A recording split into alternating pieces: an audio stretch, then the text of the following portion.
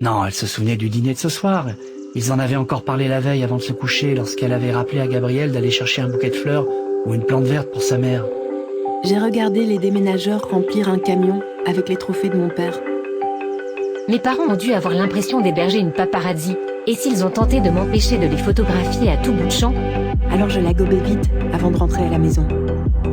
Oriane et moi sommes donc confortablement installés sur la balancelle de son immense jardin, tandis que Gabriel joue au frisbee avec Adrien et Alice. Le champion a écouté notre histoire.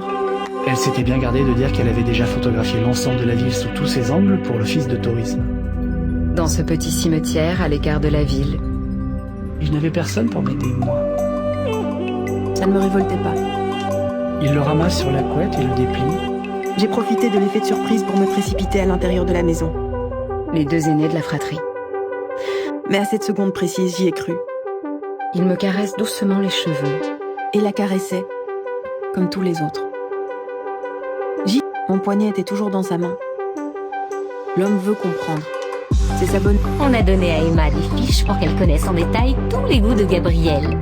Il fallait aller la rechercher chez Monica et la remettre à sa place sans que mon père le remarque. J'avais déjà remarqué qu'il était comme ça quand il n'était pas allé chasser depuis longtemps. Il claque quand il rentrait chez lui avec ses enfants. Les rires fusent. Sauf quand j'allais garder Takeshi et Yumi. Emma était un peu gênée de lui demander de l'aider, alors qu'il s'agit de son frère cadet et qu'il ne travaille que depuis 2 ans. Et qu'il me susurrait que je n'étais qu'un tas de chair et de nerfs. Comme Marie Curie. Un jour, je reviendrai dans le temps.